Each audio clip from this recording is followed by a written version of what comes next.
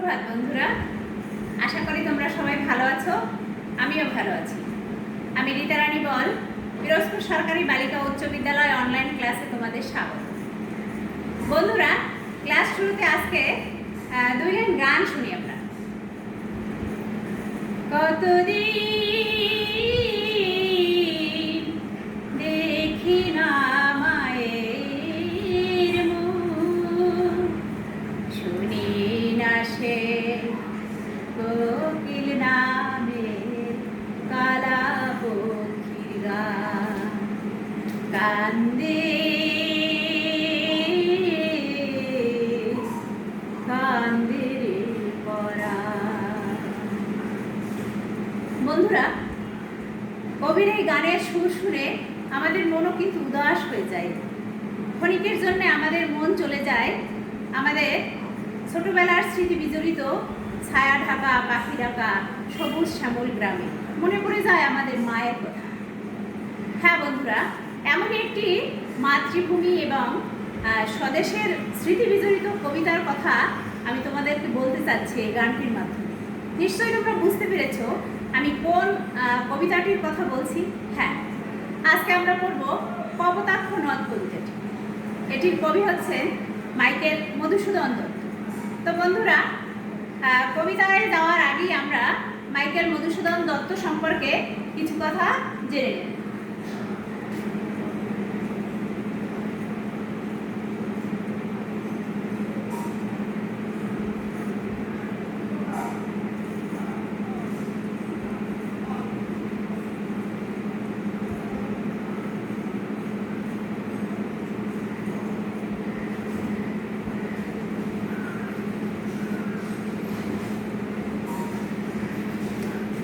বলছিলাম মাইকেল মধুসূদন দত্তের কথা। মাইকেল মধুসূদন দত্ত 1824 খ্রিস্টাব্দের 25 জানুয়ারি যশোরের সাগরদারি গ্রামে জন্মগ্রহণ করেন। তিনি পড়াশোনা করেছেন কলকাতার হিন্দু কলেজে। সেখানে অধ্যয়নকালেই তিনি ইংরেজি ভাষা এবং সাহিত্যের প্রতি ভীষণ অনুরক্ত হয়ে পড়েন এবং সেই কারণেই এক পর্যায়ে তিনি খ্রিস্ট ধর্ম গ্রহণ করেন। সেটি ছিল 1842 খ্রিস্টাব্দে। এবং তারপরে তিনি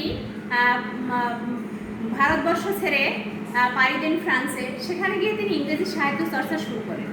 কিন্তু একসময় সেখানে অবহেলা এবং অনাদরের শিকার হয়ে তার ভুল ভেঙে যায় এবং পরবর্তীতে তিনি আবার মাতৃভূমির প্রতি ভীষণ, মাতৃভাষার প্রতি ভীষণ অনুরক্ত হয়ে বাংলা সাহিত্য চর্চা শুরু করেন এবং সেখানেই মূলত তার সাহিত্য চর্চার উৎকর্ষের প্রকাশ ঘটে।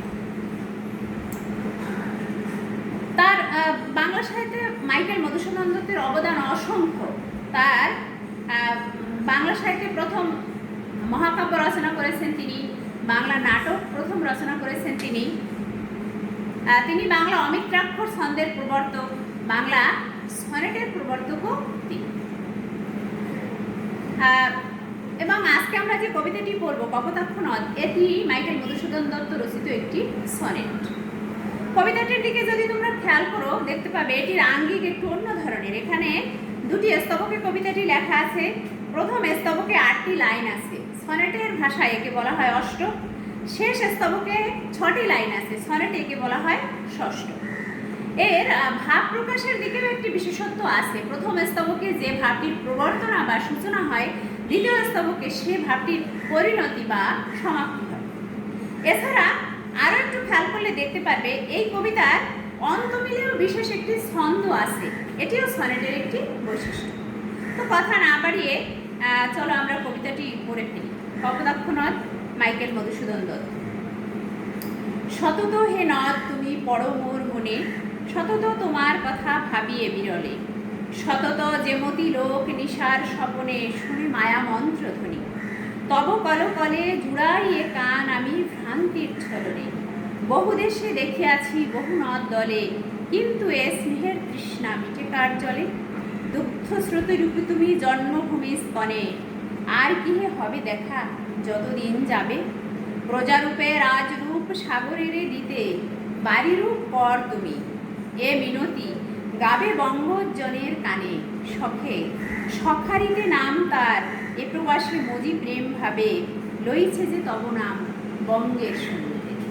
বন্ধুরা, এই ছিল মোটামুটি কবিতাটি।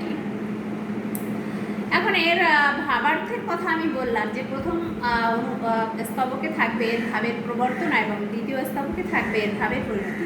এখানে ভাবটি কি প্রকাশিত হয়েছে শুনে তোমরা নিশ্চয়ই বুঝতে পারছো। এখানে কিন্তু দেশের প্রতি, মাতৃভূমির প্রতি তার স্মৃতির কথা প্রকাশ পেয়েছে। যে বিদেশে থাকাকালীন, অর্থাৎ ফ্রান্সের সেই ভার্সাই নগরীতে থাকাকালীন কবি এক মুহূর্তের জন্যেও যে কপোতাক্ষ নদকে ভুলতে পারেন না, সে কথাটি তিনি এখানে ব্যাখ্যা করেছেন। এবং এত তার মনে পড়ে কপোতাক্ষ নদের কথা যে তিনি যেন ঘুমের মধ্যে স্বপ্নের ঘরে যেমন মানুষ নানান কথা শোনে বা কোনো দৃশ্য দেখে, কবিও সেরকম তার কানের মধ্যে সবসময় কপোতাক্ষ নদের সেই কলকল ধ্বনি যেন বাজতে থাকে। সেটিকে তিনি বলেছেন মায়া মন্ত্রধ্বনি। এবং এটি যে ভুল তা তিনি জানেন, ভ্রান্তির ছলনে, অর্থাৎ ভুল করে হলেও তার সেটা ভালো লাগে এই শব্দটি শুনতে। এই স্বপ্নের ঘরে বা ভ্রান্তির ছলনে এই কপোতাক্ষ নদের কলকল ধ্বনি শুনে তিনি তার কান জুড়ান। তার মানে কপোতাক্ষ নদকে তিনি কতটা মিস করেন বা কত ভালোবাসেন বা কতটা তার কথা মনে পড়ে, সেই আকুলতার কথা এখানে প্রকাশ পেয়েছে। কপোতাক্ষ নদের পানিকে তিনি মাতৃদুগ্ধের সঙ্গে তুলনা করেছেন। আমরা জানি মাতৃদুগ্ধ হচ্ছে শিশুর জন্যে সর্বশ্রেষ্ঠ উপাদান শিশু খাদ্যের, অর্থাৎ শিশুর প্রাণ রক্ষাকারী সর্বশ্রেষ্ঠ উপাদান হচ্ছে মাতৃদুগ্ধ। কবির কাছে কপোতাক্ষ নদের পানিও মাতৃদুগ্ধের সমতুল্য। তার মানে তাকে কতটা সম্মান তিনি দিয়েছেন কপোতাক্ষ নদকে। আসলে নদী কিন্তু আসলেই আমাদের মা। নদীর পানি ছাড়া, মাতৃদুগ্ধ ছাড়া যেমন শিশু বাঁচতে পারে না, নদীর পানি ছাড়াও কিন্তু আমাদের জনজীবন একেবারেই অচল, আমরা বাঁচতে পারতাম না। তাহলে এই প্রথম স্তবকের ভাব মোটামুটি এই। দ্বিতীয় স্তবকে কবি আক্ষেপ দিয়ে শুরু করেছেন যে আর কখনো হয়তো কপোতাক্ষ নদের সঙ্গে তার দেখা হবে না। কিন্তু দেখা না হলেও এখানে আরেকটি ভাব যেটি এখানে প্রচ্ছন্ন রূপে আছে, একেবারে সরাসরি লেখা নেই, সেটি হচ্ছে প্রত্যেকটি সন্তানেরই কিন্তু মাতৃভূমি বা দেশের প্রতি একটা কর্তব্য থাকে। নাগরিক হিসাবে একজন সুনাগরিকের কর্তব্য হচ্ছে মাতৃভূমির ঋণ শোধ করা। সেটি শোধ করতে হয় ভালোবেসে। মানে আমরা যদি মাতৃভূমিকে ভালো না বাসি তাহলে কিন্তু এর উন্নয়নে বা এর কল্যাণে আমরা কোনো কাজ করতে পারব না। এখানে কবি তার মাতৃভূমির প্রতি ঋণ শোধের কথাটি উল্লেখ করেছেন, সেটি একটু উপমা দিয়ে। উপমাটি হচ্ছে যেমন সাগর যদি রাজা হয় তাহলে সব নদী হচ্ছে প্রজা। রাজা সব রাজাকে, যেমন আমাদের সরকারকেও কিন্তু আমরা কর দিই, নাগরিকের প্রধানতম কর্তব্য হচ্ছে সরকারকে কর দেওয়া। সেরকম নদীর কর্তব্য হচ্ছে সমুদ্রকে কর দেওয়া। সেই কর সে দেয় বাড়ি রূপে, মানে পানি হিসেবে। সমুদ্র থেকে সে যত সম্পদ পায়, পানি সম্পদ, তার কিছুটা সে সমুদ্রকে আবার ফেরত দেয়। এটি হচ্ছে সমুদ্রের প্রতি তার একটি দায়বদ্ধতা বা কর্তব্য। কবিও সেরকম মনে করেন যে মাতৃভূমির প্রতি প্রতিটি সন্তানের এরকম কর্তব্য আছে যে ভালোবাসার মাধ্যমে মাতৃভূমির প্রতি সেই কর বা ঋণ প্রতিশোধ করা। সেই ঋণটি তিনি প্রতিশোধ করেছেন মাতৃভূমিকে বা মাতৃভাষাকে ভালোবেসে, যেটি তিনি কপোতাক্ষ নদের মাধ্যমে আবেদন রেখেছেন। কপোতাক্ষ নদকে তিনি সখা বা বন্ধু হিসেবে সম্বোধন করে বলেছেন যে আমি যে এই বিদেশে বসেও মাতৃভূমিকে ভালোবাসি, এই কথাটি তুমি আমার মাতৃভূমির প্রতিটি মানুষের কাছে জানিয়ে দিও। বঙ্গজন মানে এই বাংলা ভাষাভাষী মানুষকে তুমি জানিয়ে দিও যে আমি মাতৃভূমিকে ভালোবাসি, এবং এটি হচ্ছে আমার মাতৃভূমিকে দেওয়া কর বা ঋণ পরিশোধ। এবং সেটি তিনি যথার্থই করেছেন যে মাতৃভূমিকে, মাতৃভাষাকে তিনি এতটাই সমৃদ্ধ করেছেন যে তিনি প্রকৃত অর্থে একজন বাংলা মায়ের সুসন্তান আমরা বলতে পারি। এই হলো কবিতাটির মোটামুটি ভাব অর্থ। আশা করি তোমরা বুঝতে পেরেছ। এরপরে আমরা শব্দার্থ টিকায় যাই। এখানে কয়েকটা শব্দের অর্থ দেওয়া আছে, সেগুলো আমি আর পড়ছি না। নিশি, রাত্রি, ভ্রান্তিগুলো, এগুলো অত্যন্ত সহজ শব্দ। একটি শব্দ আছে যেটির এখানে ব্যাখ্যা দেওয়া আছে, চতুর্দশপদী কবিতা। একে ইংরেজিতে বলা হয় সনেট। 14টি চরণ থাকে এবং এর প্রথম, আমি কথাগুলো অনেকটা বলেই ফেলেছি, যেটি আমি বলিনি সেটি হলো চতুর্দশপদী কবিতায় বিভিন্ন ধরনের অন্তমিল থাকে। এই কবিতাটিতে যে অন্তমিল সেটি এখানে লেখা আছে, ক খ ক খ এরকম দেওয়া আছে, ক খ গ ঘ দিয়ে দেওয়া আছে।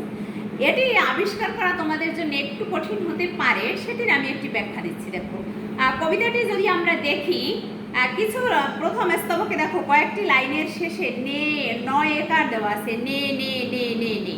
এই নে লাইনগুলোকে যদি আমরা ক ধরি, দ্বিতীয় লাইনটির শেষ অক্ষরটি আছে লে, এবং লে যদি আমরা খ ধরি, তাহলে প্রত্যেকটা লাইনের শেষে তুমি যদি লিখে ফেলো নে যেখানে আছে সেখানে ক, লে যেখানে আছে সেখানে খ, তাহলে দেখো অন্তমিলটা অতি সহজে তোমার সামনে ভেসে উঠবে। ক খ ক খ খ খ ক।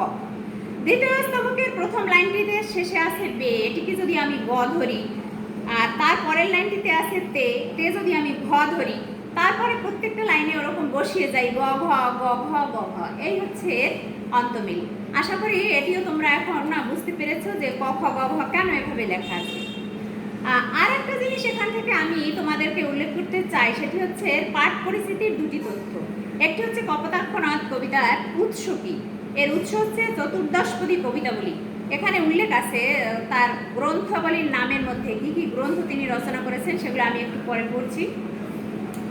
আরেকটি তথ্য আছে এই কবিতায় কবির স্মৃতি কাতরতার আবরণে তার অত্যুজ্জ্বল দেশপ্রেম প্রকাশিত হয়েছে। হ্যাঁ, স্মৃতি কাতরতা এবং দেশপ্রেমের মধ্যে সম্পর্কটা কি বন্ধুরা? অবশ্যই একটি সম্পর্ক আছে, কারণ আমরা কার প্রতি স্মৃতিকাতর হই? যদি তোমাদের ভাষায় বলি, স্মৃতিকাতরতাকে আমরা এখন বলি মিস করা। কাকে মিস করি? আমি যাকে ভালোবাসি তাকেই মিস করি। তাহলে কবি মাতৃভূমিকে অনেক ভালোবাসেন বলেই কিন্তু তিনি স্মৃতিকাতর হয়েছেন। সুতরাং এ কথাটি সত্যি যে তিনি, যদিও তিনি স্মৃতিকাতরতার কথা কবিতায় বলেছেন, কিন্তু আসলে তিনি দেশপ্রেম থেকেই বলেছেন। সুতরাং কবিতাটির মূল ভাব হচ্ছে দেশপ্রেম, সেটি প্রকাশিত হয়েছে স্মৃতিকাতরতার আবরণে। এখানে কয়েকটা গ্রন্থের নাম আছে যেটি আমাদের তথ্য হিসেবে নিতে হবে। দুটি সন, আমরা তিনটি সন নেব, 1824, 1842। 1824 হলো মাইকেলের জন্ম সন, 1842 তার খ্রিস্ট ধর্ম গ্রহণের সন, 1873 তার মৃত্যু সন। কয়েকটি বইয়ের নাম এখানে উল্লেখ আছে। মেঘনাদ বধ হচ্ছে তার মহাকাব্য, তিলোত্তমা সম্ভব এটি কাব্য, বীরাঙ্গনা কাব্য, ব্রজাঙ্গনা কাব্য এবং চতুর্দশপদী কবিতাবলী এটি একটি কাব্যগ্রন্থ। তার নাটক আছে কৃষ্ণকুমারী, শর্মিষ্ঠা, পদ্মাবতী এবং প্রহসন আছে একে কি বলে সভ্যতা ও পুরুষালিকের ধারে। প্রহসন কি জিনিস? প্রহসন হচ্ছে এক ধরনের সামাজিক ব্যঙ্গ নাটক টাইপের রচনা, যেখানে সমাজের কোনো অনিয়ম বা বিশৃঙ্খলাকে ব্যঙ্গাত্মক ডায়লগ বা বর্ণনার মাধ্যমে তুলে ধরা হয়। এছাড়া তার আর দুটি, এটি আমি বলেছি আগে যে তিনি অমিত্রাক্ষর ছন্দের প্রবর্তক এবং সনেটের প্রবর্তক। এরপরে দেখো আমরা দু একটি শব্দ এখানে আছে যা আমাদের বিশেষ ব্যাখ্যা করার দরকার আছে। দু একটি কথা আছে যা আমরা প্রশ্নের উত্তর হিসেবে শিখে রাখবো। আর শব্দার্থগুলো তোমরা মোটামুটি কঠিন শব্দ কিছু নেই, যেগুলো দেওয়া আছে তা কঠিন বলতে যে শব্দ আছে সেগুলো শব্দ টিকায় দেওয়া আছে। আমি দু একটি কথা এখানে লিখি যা আমরা প্রশ্নের উত্তর হিসেবে ব্যাখ্যা করব।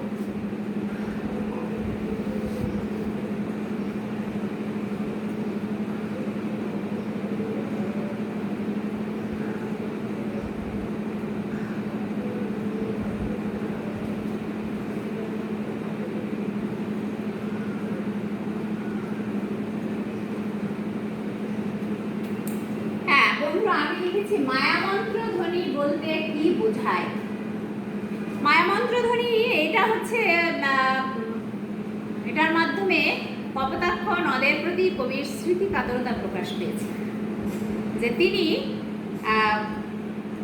কপোতাক্ষ নদকে এত ভালোবাসেন যে তিনি স্বপ্নের মধ্যেও কপোতাক্ষ নদের স্মৃতিচারণ করেন। এটি হচ্ছে এটিকে বলা হয়েছে মায়ামন্ত্র। আরেকটি শব্দ আছে বিশেষ শব্দ, স্নেহের তৃষ্ণা।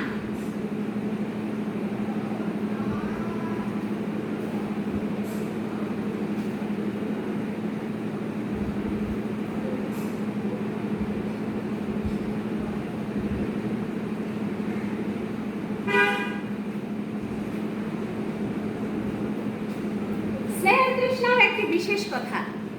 তৃষ্ণা আবার স্নেহের হয় নাকি? পানি তৃষ্ণা মানে পিপাসা। পানি যখন আমরা আমাদের পানি দরকার হয় শরীরে, তখন আমাদের পিপাসা পায়। তাহলে স্নেহের তৃষ্ণাটি আবার কি? হ্যাঁ, অবশ্যই আছে। যদি আমরা পানির তৃষ্ণার কথাও বলি বা খাবারের কথাও বলি, সব পানি পান করে, তেমন তোমার যে কোল্ড ড্রিঙ্কস যে পছন্দ করে, তার সাদা পানি খেলে যে যতটা তৃষ্ণা নিবারণ হবে, কোল্ড ড্রিঙ্কস খেলে তার থেকে কিন্তু একটু বেশি হবে। আবার মনে করো দোকানে যদি খেতে যাও, সেখানে তুমি একটা সাধারণ রাস্তার পাশে একটা সাধারণ রেস্তোরাঁ যদি খাও, তার থেকে তুমি যদি একটি 5 স্টার হোটেলে খাও, তাহলে কিন্তু তোমার একটু তৃষ্ণা বেশি মিটবে বা খেয়ে তৃপ্তি বেশি হবে।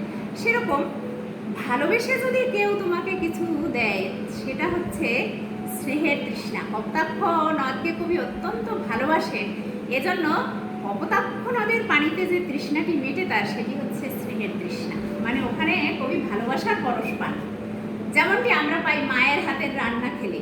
এ ধরনের একটি ব্যাপার স্নেহের তৃষ্ণা। বাড়িরূপ কর, এটি আমি পড়ার সময় ব্যাখ্যা করে ফেলেছি, তারপরে আরেকবার বলবো আমি। বাড়িরূপ কর,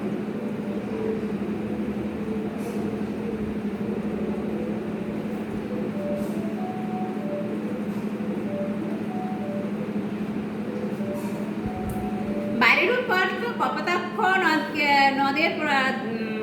নদকে উদ্দেশ্য করে তিনি বলেছেন যে কপোতাক্ষ নদ সমুদ্রকে বাড়িরূপ কর দেয়। এটি আসলে কবি মাতৃভূমির প্রতি নিজের ভালোবাসা প্রকাশ করার জন্য আসলে বলেছেন। তিনি কপোতাক্ষ নদকে উপমা হিসেবে ব্যবহার করেছেন, কিন্তু এই যে কবিতাটি তিনি লিখেছেন বা মাতৃভাষাকে তিনি যে ভালোবাসেন, এটিকে বোঝাতে চেয়েছেন বাড়িরূপ করের মাধ্যমে। যে নদী যেমন সাগরকে বাড়িরূপ কর দেয়, আমিও সেরকম বঙ্গভূমিকে ভালোবাসা দিয়ে কর জানা বা আমার ঋণ পরিশোধ করলাম বা আমার কর্তব্য পালন করলাম, এই হচ্ছে কথাটি। তো বন্ধুরা, এই ছিল মোটামুটি কপোতাক্ষ নদ কবিতার আলোচনা। আশা করি আজকের পাঠটি তোমাদের সামান্য হলেও উপকারে আসবে। পরবর্তী দিন আমি চেষ্টা করব বাংলা দ্বিতীয় পত্রের একটি ক্লাস নিয়ে তোমাদের সামনে হাজির হওয়ার। তাহলে আজ এ পর্যন্তই। ভালো থেকো সবাই।